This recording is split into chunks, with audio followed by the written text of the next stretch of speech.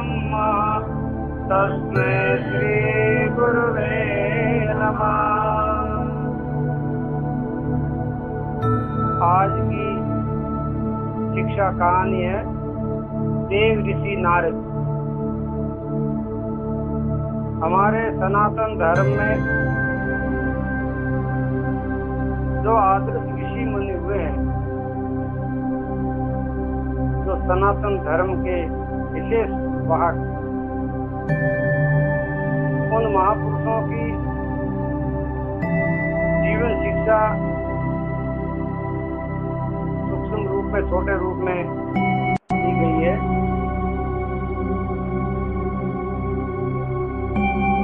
इसी सृष्टि के पहले की सृष्टि में नारद जी गंधर्व थे।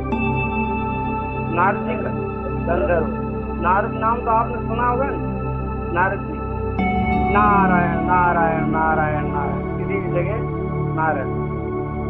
तो अभी जो सृष्टि है, अभी जो ये दुनिया है, अभी जो सृष्टि है, इस सृष्टि से पहले की सृष्टि जो थी, उससे पहले उस सृष्टि में नारद जी गंधर्व थे।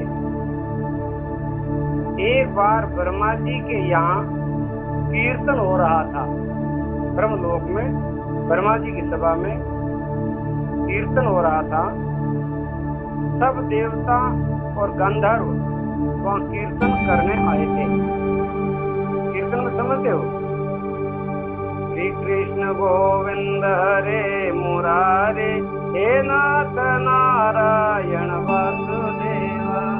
श्री कृष्ण गोविंद हरे मुरारे, हे नाथ नारायण वासुदेवा।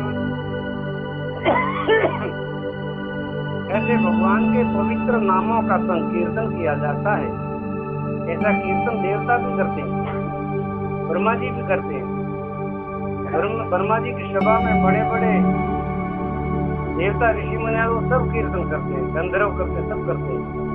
कीर्तन करने से क्या होता है पता है? बहुत भारी लाभ होता है।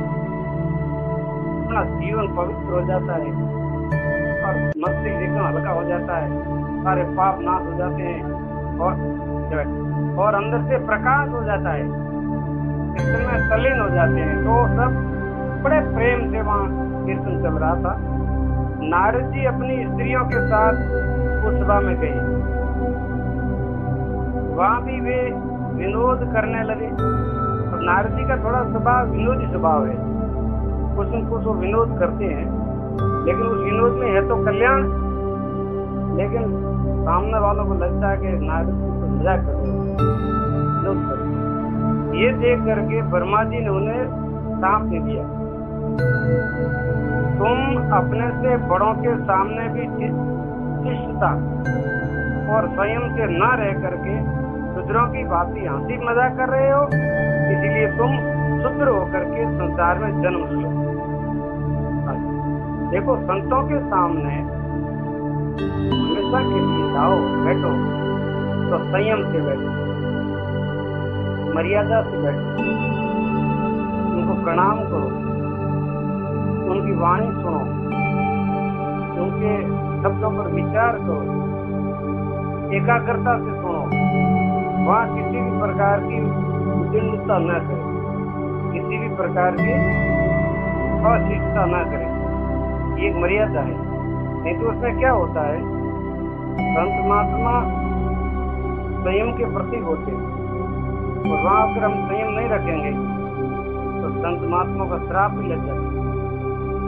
अब नारद जी को श्राप करते हैं, उस नारद जी ने गड़बड़ की है, जब तो वहाँ कोई हंसी मजाक करने की सभा थोड़ी थी। वहाँ तो हरि कीर्तन चल रहा है, सब ध्यान समाधि में डूबे हुए हैं, भगवान के प्रेम में तल्लीन है। आज उस जगह जाकर के मजाक करे वो ठीक नहीं है। मजाक की भी एक जगह होती है, समय होता है, हर एक जगह मजाक नहीं की जाती। तो वो ब्रह्मा जी के हिसाब से नारद जी का जन्म एक शूद्र के यहाँ हुआ। शूद्र मतलब हल्की जाति, हाँ हल्की जाति के वहाँ उनका जन्म हुआ। अब हुआ क्या है, और आगे सुनना, बहुत ध्यान देना। नारद जी कैसे हुए, नारद जी इतने महान देव ऋषि कैसे हो गए, अब वो आपको सुनना है। उनके पिता का देहांत तो उनके जन्म के बाद ही हो गया था। उनका जन्म हुआ तुरंत उनके पिताजी का देहांत हो गया। देहांत से समझे मतलब मर गए। हाँ। उनकी माता एक ब्राह्मण के यहाँ काम करके अपना और अपने भरण पोषण का गुजारा करती थी। अब वो गरीब थी और उनका पति तो स्वर्गवास हो गया, बच्चा छोटा था।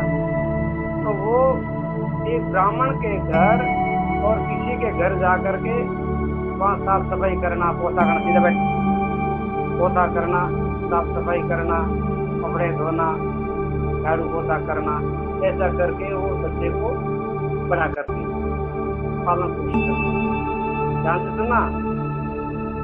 नारद जी बचपन में ही बड़े नम्र और सुशील थे। छोटे थे नारद जी, उनका स्वभाव बहुत अच्छा था, सुशील थे, नम्र थे, फालतू उद्दंडता नहीं करते थे, ज्यादा बोलते नहीं थे और ज्यादा नाचकूद भी नहीं करते थे और एकदम सरल अच्छा स्वभाव था। एक बार ब्राह्मणों के यहाँ कुछ संत आए, उस नगर में कुछ संत महात्मा आए। वे बरसात के 4 महीने वहाँ ठहर गए, टिके रहे, मतलब चौमासा था। ऐसा मत कर, थोड़ा दूर बैठ, थोड़ा दूर बैठ, इनसे दूर हाथ मत लगाना। तो ब्राह्मणों गांव के अंदर संत महात्मा आए, उन्होंने चौमासा किया। 4 महीना तक संत महात्मा एक जगह रहते हैं, तप करते हैं, साधना करते हैं, ध्यान भजन करते हैं, तपस्या करते हैं, तो उनका जीवन पवित्र रहता है। फिर 4 महीनों के बाद में वो दूसरी जगह चले जाते हैं, भ्रमण करते हैं, धर्म का उपदेश करते हैं, लोगों में जागृति लाते हैं और चौमासा आता है तो फिर वो एक जगह ठहर जाते हैं। तो उस गाँव में संत महात्मा ने चौमासा कर दिया। नारद जी की अवस्था उस समय 5 साल की थी, छोटे थी,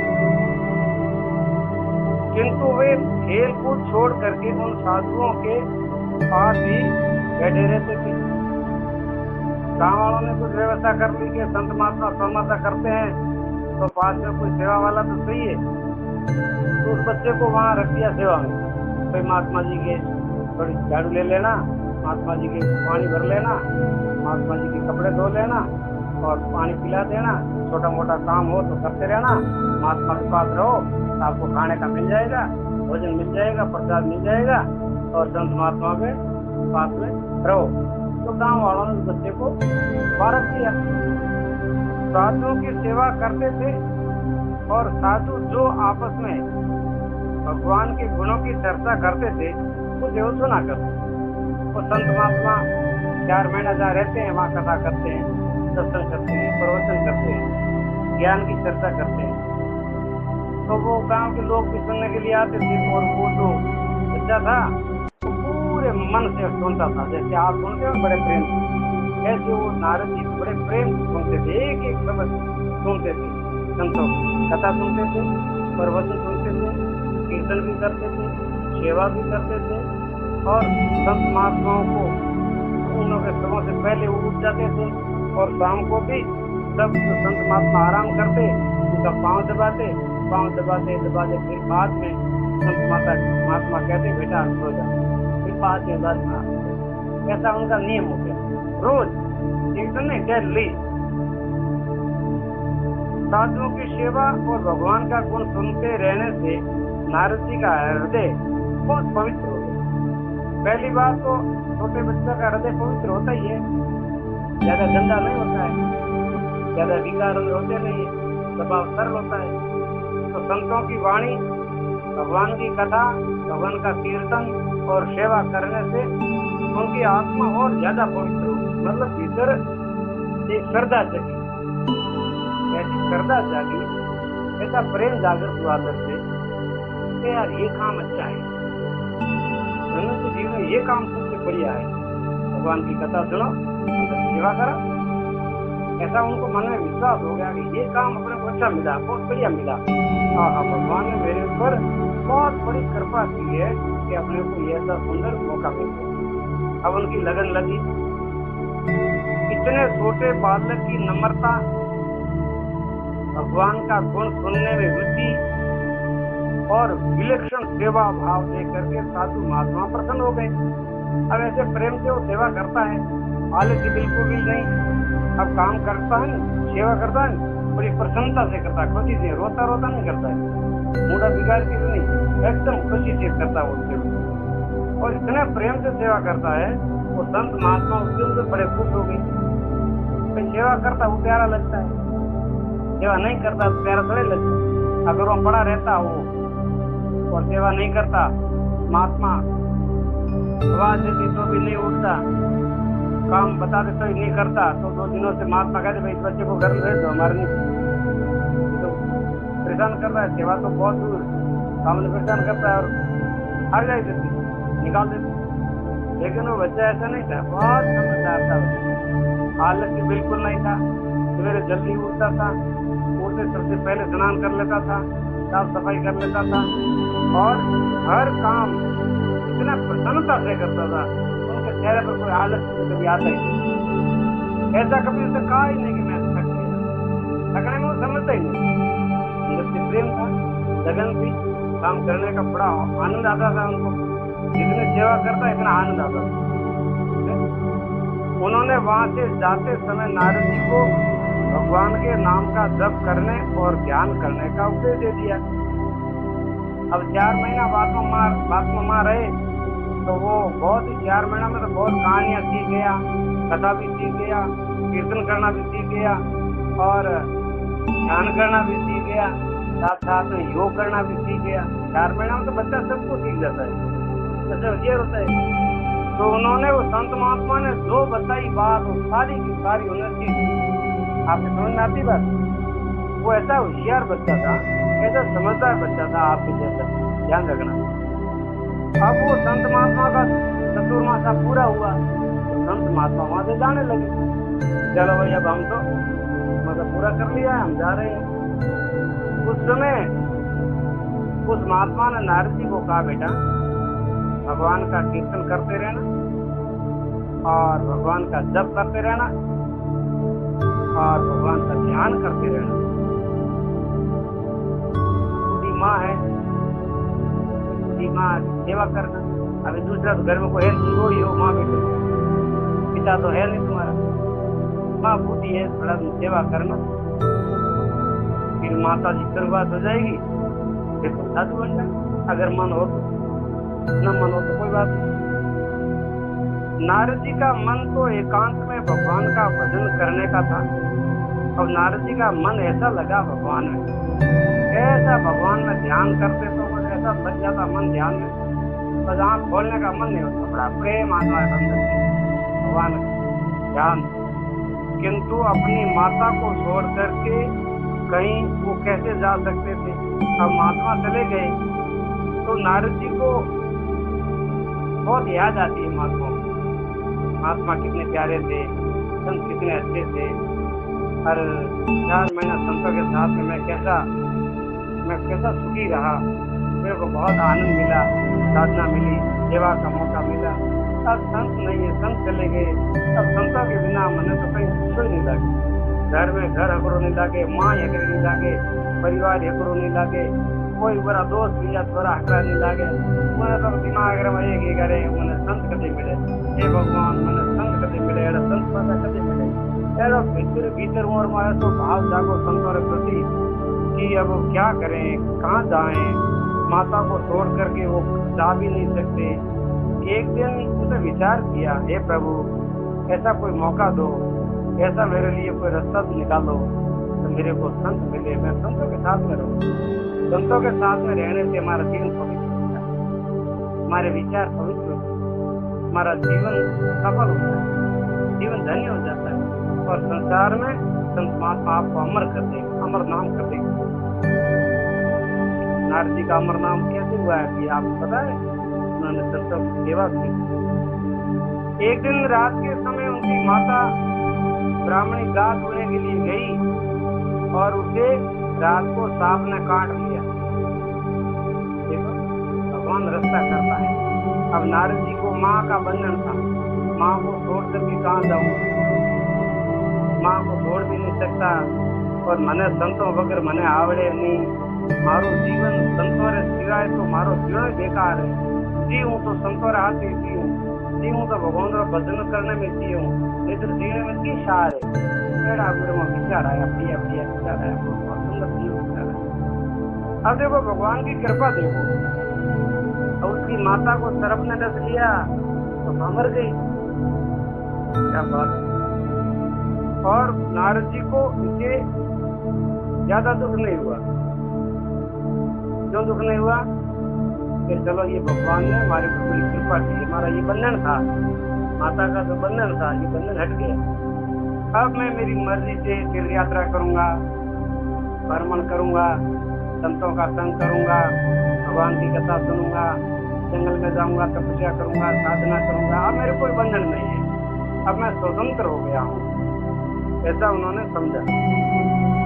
उन्होंने समझा कि भगवान ने मुझ पर बहुत बड़ी कृपा करके भजन करने का बहुत बड़ा मेरे को अवसर दिया। नारद जी कहते हैं भगवान ने बड़ी कृपा की हमारे को। वे वहां से अकेले ही चल पड़े, बस माता जी का देहांत हो गया, उनका जो करना था कि संस्कार करा कर वो 12 दिन पूरा करा। नारद जी तो निकल पड़े। नारद जी 5 वर्ष के ही थे, ज्यादा उम्र नहीं थी। आपकी कितनी उम्र है? 8। ओहो, तो आपसे भी छोटा था नारद। चलो ठीक है, लेकिन होशियार थे। 5 वर्ष के थे नारद जी और घर से निकल गए। उन्हें न तो नगरों का कोई पता था, न कोई मार्ग रास्ते का पता था, न कोई परिचय था, न कोई पहचान थी। वे तो सीधे उत्तर की ओर चलते गए, उत्तर की ओर। जब वो महात्मा भी उतर गए थे उत्तर की ओर, तो उनके पीछे पीछे के हमारे महात्मा संत इधर गए हैं, तो मैं भी संतों के पीछे मैं तो संत गए उस रास्ते चलूंगा। संतों के पीछे वो उत्तर की ओर चले गए, हिमालय की तरफ, जहाँ वो तपो भूमि है, संतों की भूमि है, योगियों की भूमि है। वहाँ बड़े बड़े सिद्ध महात्मा आज भी तपस्या कर रहे हैं, आज भी। तो उनकी तरफ नारद जी ने यात्रा कर ली। 5 वर्ष की उम्र है, मन में पूरी लगन लगी हुई है, भगवान से मिलना है, संतों से मिलना है, साधना करनी है, सब करना है, जीवन सुधारना है, कल्याण करना है। ये सारी बातें करके संसार की तरफ दूर फेंक। संसार कोई सार नहीं, संसार तो विचार सत्संगों का घर है।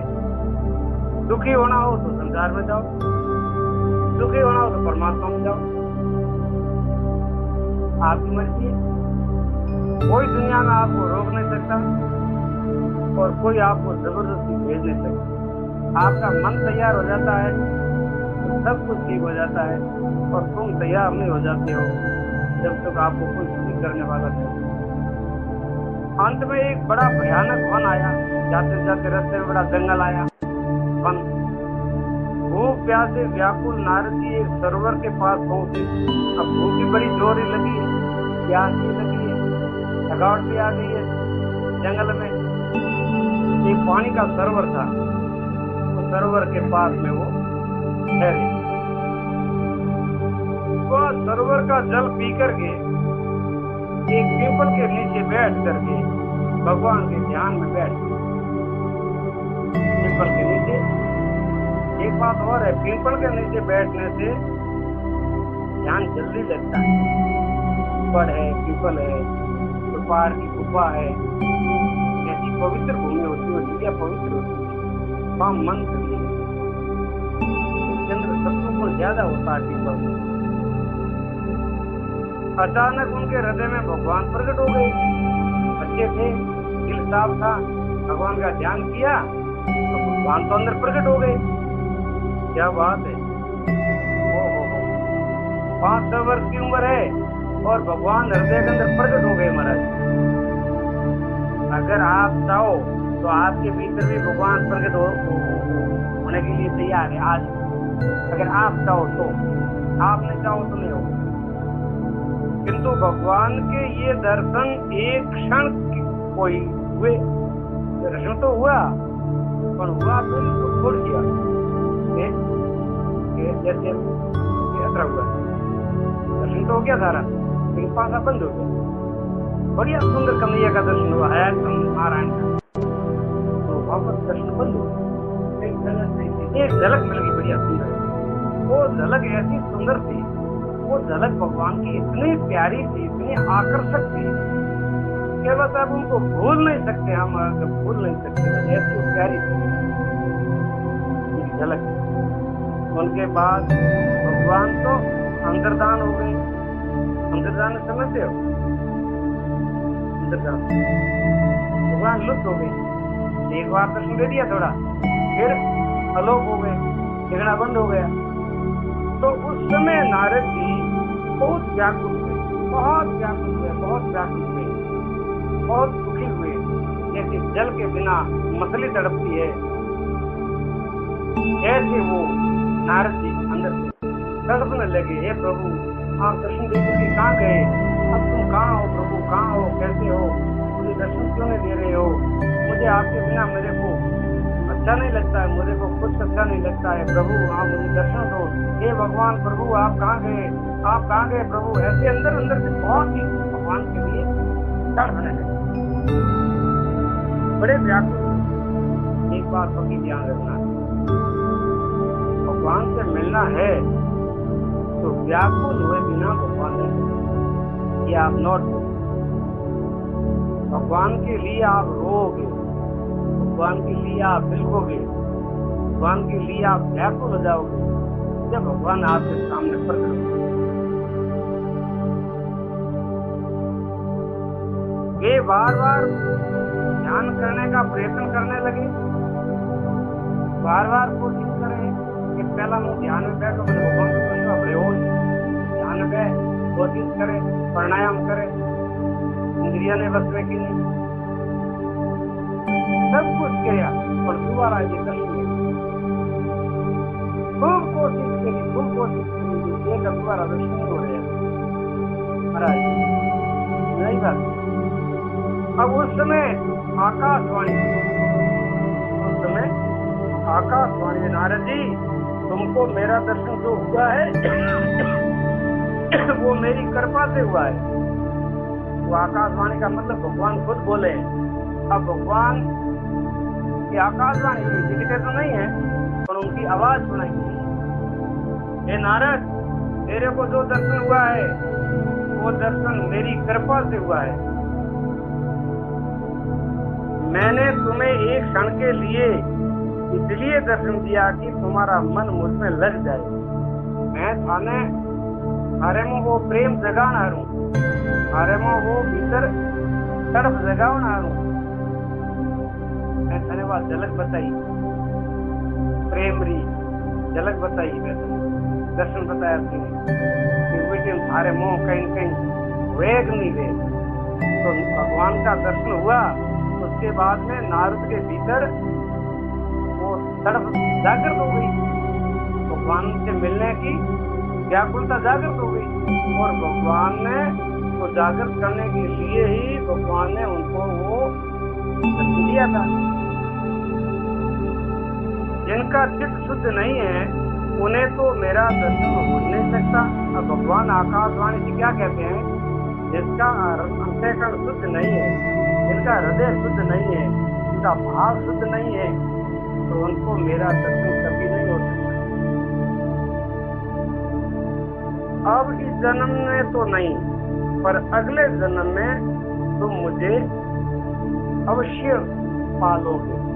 तो उस आकाशवाणी ने कहा, नारद जी ये जल में तुम थोड़े जीव तेरे तपस्या करनी है, अन जल में तपस्या करते रहो, साधना करते रहो, संतों के संग घूमते रहो और स्वाध्याय करते रहो, कीर्तन करते रहो। दूसरे जन्म में मैं आपको पूरा मिलूंगा।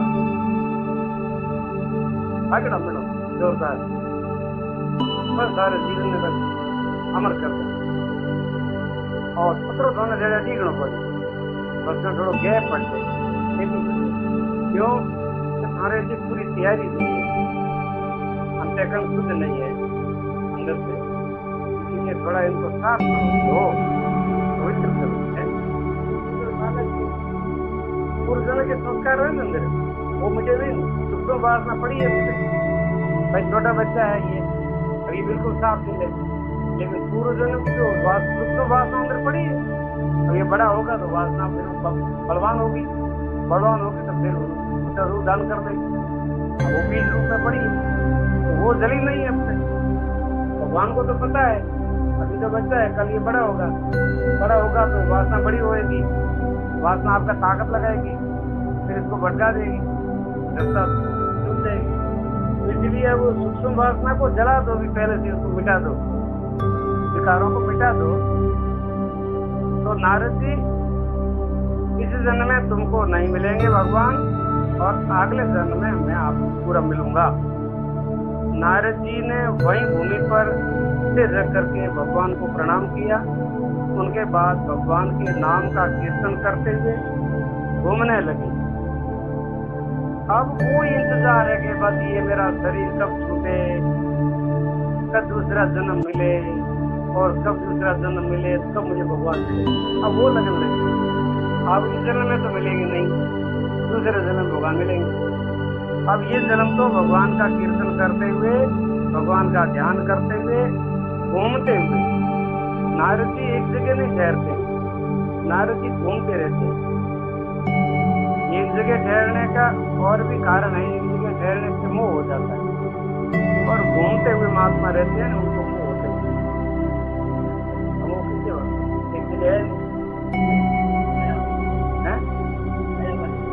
हाँ, इसलिए क्या जाता नारद जी घूमते रहते थे एक जगह, बहुत कम ठहरते।